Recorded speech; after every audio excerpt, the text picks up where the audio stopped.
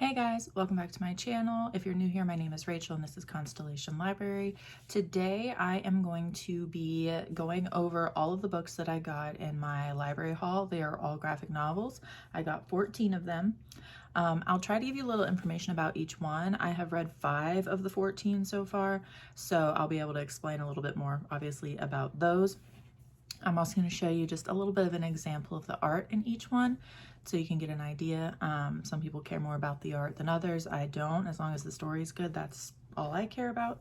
So we're going to go over those. I'm wearing my Karasuno High School volleyball shirt in commemoration of our video today. My husband is back here playing New World, so if you hear clicking and typing and whatnot, that's him. Please disregard. So we're just going to go right from the top. And the first book that I have for you is called The Magic Fish. It is by Trung Le Nguyen, something like that. I'm never very good at pronouncing this specific last name. I always look it up and then I always forget the correct pronunciation. So sorry about that. But anyway, this story is about a young boy. He is gay and he's trying to figure out the language to come out to his parents in Vietnamese, but he's not sure how to say it. And he and his mother read fairy tales together in an effort to practice speaking English and trying to get to where they can communicate a little bit more easily together. There is some loss in this story. There is also trigger warning for involuntary outing. So if that's something that is going to upset you or trigger you, please proceed with caution. The story is beautiful, but I can understand why that would be difficult for some readers. But the art, I just love. This like bluish color is the story that they're reading together. So when they're reading the story together, you are seeing the story on the page. But then if it's them, it's more in this red color. But overall, this is one of the ones that I finished. I really liked it. All the ones that I finished, I'll talk more about in my October wrap up at the end of the month, which is fast approaching, but I very, very much enjoyed this one. So I'll give you a little more insight on that later. The next book is another one that I read. This one is called Nubia Real One. And this particular one is by DC. And Nubia is a Black girl who has the same powers as Wonder Woman, but she has been protected from showing her true powers for the majority of her life because being a Black girl, she is not going to be accepted as readily as a white girl saving people. It's kind of been drilled into her that she is unfortunately never going to get the same sort of accolades and credit as a white woman would in the same position, which unfortunately, if you look at society, is not too much out of the realm of possibility. That's probably the way it would be. So she has this power, she has to keep it hidden, but then things occur where she ends up having to use her powers to try to save other people. And this story focuses a lot on police brutality and Black Lives Matter movement, the protesting that was going on a year or so ago. Which the protesting is always off and on because shit never gets any better, but I think this was written during the height of all of that. And yeah, very good. I definitely have a lot of wonderful things to say about this, and we'll talk more about it during my wrap up. But yeah, Nubia Real One, DC Comics, they did a great job with this one. Oh, pictures of the art. You'll want to see that. So here is an interaction between some of the characters. I really like the use of color and the style for that one. The next one is Punderworld. This is by Linda Sejic or Sayik. I'm not quite sure. This used to be a webtoon. It was picked up by Image Comics, one of my favorite, if not my favorite, comic book company. I love them. And it is pretty obviously from the cover a Hades and Persephone retelling. It is very awkward, whereas like other versions of the Hades and Persephone retelling are really romantic and sexy. This one I think was probably eventually going to have some of that, but it is very much like awkward, but like in a fun way, an enjoyable way. So here is some of the art in this one. This I think is some of my favorite art that I've read so far from the selections that I got from the library, but Very enjoyable, very fun. I'll talk more about this one in my wrap up. The next one is The Dire Days of Willow Weep Manor. This one is by Shannon K. Garrity, and it is very, how do I say, very much a mashup of all the old Gothic romances like Wuthering Heights and Jane Eyre and Paper Girls. If you've read Paper Girls, the graphic novel series, it's like that. So it's kind of like a sci-fi, but it's set in a Gothic romance style setting. Very like universes, like multi-universe, multiverse, was that what I'm trying to say? Multiverse sort of situation, but very entertaining. The art is cute. And our main character, she has been told by her teacher that she cannot write any more papers over, which one was it that she wrote? Wuthering Heights. She wrote 4 essays over Wuthering Heights, and her teacher's like, please, for the love of God, write something else. And she's like, what about Jane Eyre? And she's like, no more Gothic romances. So as she's leaving school, she ends up seeing somebody struggling in the water. So she jumps into the water to save them and ends up washing ashore in this other dimension, other world that is a Gothic romance style world. And hijinks ensue from there. So to give you an idea of the art for this one, let me see here, which is a good example that doesn't give too much of the story away.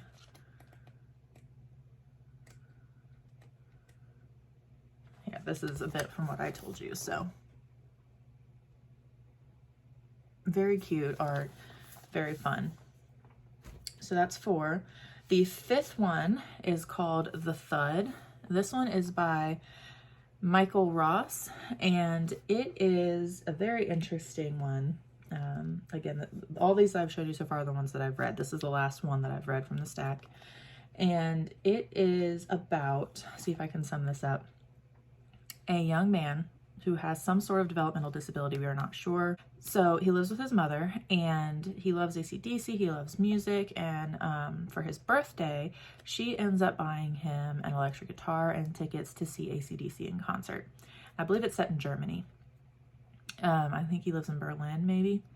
And something happens with his mother, I'm not going to go into it, but he ends up having to go stay in this town called, I'm going to say it wrong because that's just my life, Neukerode, Neuerkerode. Apparently this is a place that actually exists. It is a village in Germany, and it's largely populated and run by people with developmental disabilities. So our character's name is Noel, and because of what happens, he has to go to this town that is populated by the people who are neurodiverse or have developmental disabilities, and be taken care of. Essentially, he lives in essentially a group home and learns to interact with other people who have varying degrees of developmental disabilities, different types, different quirks, and meets new people, meets new friends, falls in love. There is just a lot of really wholesome things in the story.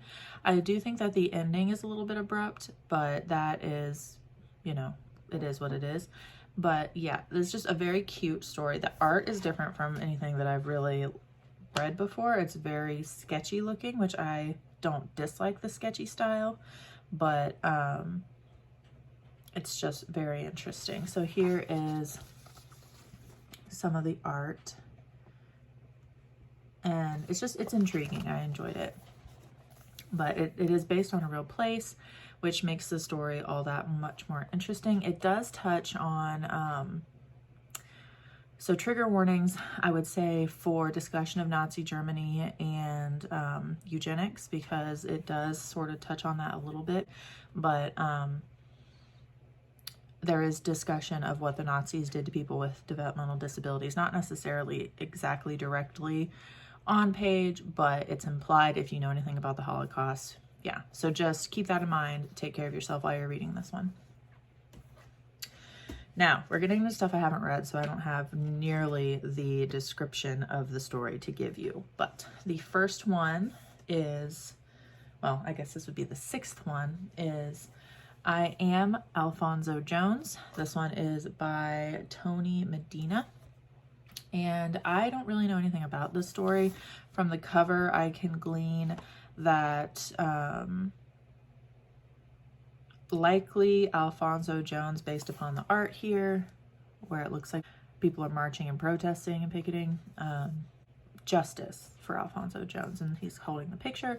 So I would imagine that this either has something to do with police brutality or something else. And again, always proceed with caution with any kind of story like this if it would be triggering for you.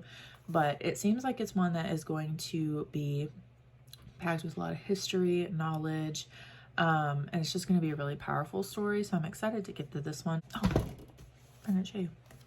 So some of the art in this is all black and white, which I don't dislike that. It isn't my favorite, but I'm imagining there's probably a reason for it with this one. So there's an example of the art. The next one is called Alone in Space. It is a collection of short vignette style stories, and it is by Tilly Walden, a nice hardback edition. The art in this is pretty monochrome, black and white. There are hints of color, like light purple shades utilized in it a little bit. And I believe that it is mostly large panels of art. Kind of. There is not a lot of words, so a lot of art more than there is words. So, yeah. But I don't know much about this one, but it looks intriguing to me. Looks really thought-provoking. So if I get to this one before the end of the month, I will let you know my thoughts on it. So that is 7. So the next one, number 8, is Thirsty Mermaids. This one is by Kat Lee. So this particular story is about 3 mermaids who decide to magically transform themselves into humans and go party and drink and have all kinds of fun.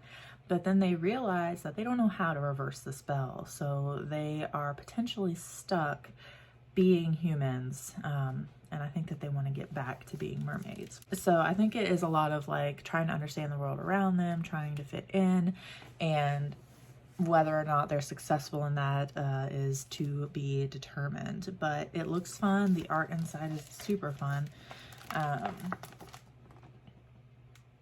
So I'm really enjoying looking at that. I am excited to see what I think of the story when I read it, and I'll let you guys know. The 8th book is a graphic novelization of a book that I have read, and that many of you probably have read at some point, if not for school. I would imagine it would have been for school, unless you like classics, but that is Kurt Vonnegut's Slaughterhouse-Five. This is one of my favorite books of all time. I love Slaughterhouse-Five. It's so fucking weird, but it's so good. And I was so excited to see that they were doing a graphic novelization of this. And it is about the bombing of Dresden during World War II. And the main character's name is Billy Pilgrim, and it's his experience going through that. And it's also got some hints of magical realism in it because there are like aliens and things that show up. It's just a very interesting story. If you've never read Vonnegut, I would recommend this one. I thoroughly enjoy the story, so I'm very excited to see how they turned it into a graphic novel. So some art from this one. Let's look and see. Oh, okay. Interesting. Yeah, so there's some art for you. An example. I'm very excited to get to that. So that was number 9. I'm not good at keeping track. So now we're on 10. I actually checked this book out way earlier in the year with the anticipation and the hope that I would read it before the movie came out. That did not happen. So I'm trying again now that I've seen the movie, which, by the way, in case you didn't know, Dune, the movie, is part 1. So if you're expecting to go to the movie and see the full novel in one film, that's not going to happen. It's part 1. And I don't know how many parts. I don't know if it's supposed to be a 2-parter, if it's supposed to be a 3-parter. I'm not sure. But I was surprised because I didn't feel like that was advertised very well. So anyway, Dune, graphic novel, sandworms, other planets, political intrigue, spice. You know, everybody's been talking about Dune, so I don't need to go into too much detail about that. But I will show you a bit of the art from inside. And here is an example of that. Very beautiful. Very excited to read that one as well. So yeah, good old Dune. The next one, I believe that this is number 12 of the stack of graphic novels. And that is a very hefty one called the Poe Clan Volume 1. I know basically nothing about this. I think that it's vampires. Let's see. The Poe Clan, a race of vampirellas who feed on the energy of the living, whiling away the centuries in a village of roses where time and geography have no meaning. A brother and sister, Edgar and Maribel, are initiated into the clan too young, and unless a wooden stake or a silver bullet should lead to their demise, are doomed to live for eternity. Through these immortal adolescents and the mortals whose lives they touch, Moto Hagio explores what it means to live and to die, to have loved and lost. So, there's that. This is, I guess this would be just a large volume of manga. It just intrigued me. Anything with Poe makes me think of Edgar Allan Poe. One of the main characters' names is Edgar, so I'm imagining that it's going to have similar vibes to that. Maybe, I don't know. I have no idea, but we'll see. If anyone's read that one, let me know. Oh, damn it. So this one is also in black and white, and here are some examples of the art on the inside. I can dig it. Book number 13 is called Stone Fruit by Li Lei, right? Li Lei, something of that nature. This is a debut graphic novel for this person, and I feel like I've seen art similar to this though, but maybe not. Okay, so this one I'm going to read the back of because I don't know that I could summarize it better than the back summarizes it. So, at turns tender and exhilarating, Braun and Ray's love for each other and the delight they take in their role as the fun weirdo aunties to Ray's niece Nessie is an oasis from their fraught family ties. But when their comfortable couplehood bursts, they must learn how to face the real world without their most intimate life partner. Amid the emotional fallout, each finds an opportunity to rekindle lapsed connections with their siblings and grapple with their personal identity. Rendered with a rare sensitivity and grace by debut cartoonist Li Lei, Stone Fruit reveals how painful it can be to open up to your loved ones and how fulfilling it is to be finally understood for who you are. So I'm definitely feeling some LGBTQ vibes from this one. And I love this art. Like, I don't know, it's so fun looking to me. And this one is in grayscale. So not just black and white, but shades of gray as well. And it's just intriguing. The cover grabbed my eyes. I wanted to know what this was about. So I will see, hopefully soon. The very last one that I have, this is number 14, is the Sprite and the Gardener. Again, the art was just so bold and it grabbed my eye and I had to know. This one is by Ree Abrego and Joe Witt. And this is actually published by the same folks that do the Tea Dragon Society, Oni Press, I believe. So that alone makes me excited for it. And the art is fucking cute. Look at how fucking cute that is. So definitely getting the same vibes as I had gotten from the Tea Dragon Society, especially as this is mostly pictures, which is very reminiscent of the Tea Dragon Society. So I will of course let you know how this one is as well. But it seems that there is a young gardener who finds a sprite in his garden, and they, I'm assuming, come to know each other and become friends. And it just seems like a really gentle, wholesome story. So I might even start this one today because that sounds super cute. So yeah, let me pick up this giant stack, put it appropriately so that the wider ones are on the bottom. All right. So this was my big old stack of graphic novels from the library. And there are 14. Like I said, I've read 5. October is not over. And I can read multiple graphic novels a day, so if I really put my mind to it, I can get through this stack and then have a lot to talk about in my wrap-up. So that was that. I hope you guys enjoyed. If you have read any of these, please let me know what you thought of them. And if you have any suggestions for me of any graphic novels that you think I should read, also let me know about that. And if you'd be so kind as to leave a superhero emoji so I know you made it to the end of this video, that would be stupendous. Otherwise, thank you so much for watching. Have a great day, and I'll catch you guys next time. Bye.